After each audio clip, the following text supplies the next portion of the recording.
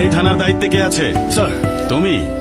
এমন একটা মামলা নিয়ে ঘাটাঘাটি করার আগে তোমার সিনিয়রদের যে জানানো উচিত সেটা তুমি জানো না? স্যার, ওর গাড়িতে করে একটা মেয়েকে কিডন্যাপ করা হয়েছে, আর যখন আমি জিজ্ঞাসাবাদ করতে গেলাম তখন এই লোকটা আমার গায়ে হাত তুলেছে স্যার। ওনার মান সম্মান নিয়ে টানাটানি করলে উনি কি তোমাকে ছেড়ে দেবেন? ওনার কাছে ক্ষমা চেয়ে এক্ষুনি ওনাকে ছেড়ে দাও। স্যার, উনি একজন অপরাধীকে আটক করেছেন আর আপনি তাকে ছেড়ে দিতে বলছেন? এটা আবার কে? স্যার, কিডন্যাপের বিষয়ে এই লোকটাই অভিযোগ করেছে। এই, তুমি কি জানো যাকে ধরেছো তিনি কে?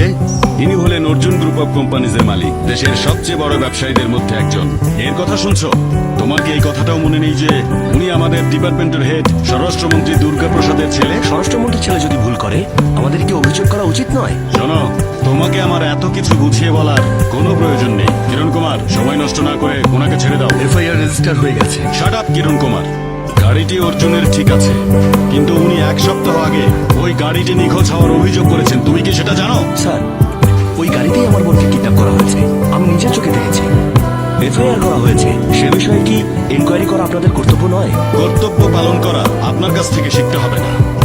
প্রকৃত অপরাধ যেই করে থাকুক না কেন, তাকে আমি নিজে খুঁজে বের করে গ্রেফতার করব। তার মানে সাধারণ মানুষের জন্য আইন নয়, এটাই প্রমাণিত হলো। এসব রংচং মার্কা কথা ভালোই শোনাচ্ছে, কিন্তু আপনি যদি আর একটা কথা বলেন তাহলে আপনাকেই গ্রেফতার করব। তোমার দায়িত্বহীনতাই এসব ঝামেলার কারণ। You are suspended. Sorry mister Arjun, এটা আমাদেরই ভুল ছিল। I am extremely sorry. I am sorry mister Abhishek. এই সিস্টেমে সৎভাবে কাজ করা অসম্ভব। অসৎ কিছু রাজনীতিবিদ আর দুর্নীতিবাজ কর্মকর্তা দিয়ে এই সিস্টেমটা ভরে আছে। এরকম লোকের অধীনে কাজ করার চেয়ে বেকার ঘরে বসে থাকা ভালো। মাফ করবেন অভিষেক। স্বরাষ্ট্রমন্ত্রী দুর্গাপ্রসাদের ছেলে অর্জুনের গ্রেফতারিতে নয়া মুখ। অর্জুনের বিরুদ্ধে অভিযোগকারীকে পুলিশ এখন জিজ্ঞাসাবাদ করছে। স্যার, এদিকের সবকিছু ঠিক আছে। যে ইন্সপেক্টর অ্যারেস্ট করেছিল আমি তাকে সাসপেন্ড করেছি। তাকে সাসপেন্ড করলে কি আমাদের হারানো মান সম্মান ফিরে আসবে? হ্যাঁ স্যার, আসলে স্বরাষ্ট্রমন্ত্রীর ছেলেকে ধরার এত সাহস সে কোথায় পেল? অভিযোগকারীর জানা উচিত আমি কে আর আমি তার সাথে কি কি করতে পারি। Good morning sir. আমার কিছু লোকজনকে জেলে পাঠাচ্ছি। ওদের জন্য প্রয়োজনীয় সব ব্যবস্থা নেব। Okay sir. বলেন স্যার, আমারে কেমনে মনে করলেন? বান্টি, তোমার জন্য একটা শিকার আছে, সে জেলের ভেতরেই আছে। কি করতে হইব স্যার? বাঘ যদি একটা ছাগল পায় সে কি করবে? বুঝতে পারছি স্যার।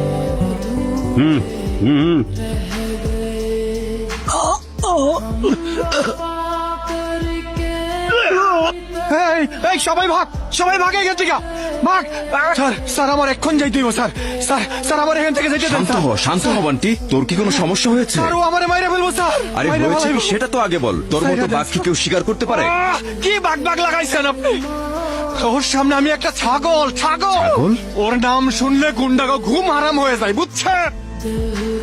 ও হইল পুলিশ বিভাগের রুস্তম। রুস্তম, রুস্তম, রুস্তম। এ নিজেকে আসলে কি ভাবছে স্যার? গ্রেফতার শব্দটা তার অভিধানেই নেই। যাকে যেখানে ধরে সেখানেই গুলি করে দেয়। যাদেরকে সে গুলি করছে তারা হয় কোনো অপরাধী, নয়তো অনৈতিক কোনো কাজের সাথে জড়িত। প্রতিদিন মানবাধিকার কর্মীরা তার নামে অভিযোগ করেই যাচ্ছে, আমরা তাদের কি উত্তর দেব? ও যাই করুক না কেন, সন্ত্রাসীরা ভয় তো পাচ্ছে। দিন দিন সে নায়ক হয়ে যাচ্ছে। আমাদের বিভাগের সবাই ওকে ইদানিং রুস্তম নামে ডাকে। স্যার বলুন স্যার, আমার বিরুদ্ধে কোনো অভিযোগ আছে? একের পর এক এভাবে হত্যা করতে থাকলে মানবাধিকার কর্মীরা তো অভিযোগ করবেনই।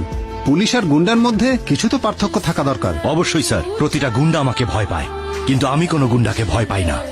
আমি তো কোনো নির্দোষ বা পুলিশকে এনকাউন্টার করিনি, শুধু গুন্ডাদের করেছি। অপরাধীরা যেখানে থাকবে অভিষেক সেখানেই থাকবে, এটাই আমার নিয়ম। আশা করি আমার কথা বুঝতে পেরেছেন। Thank you sir.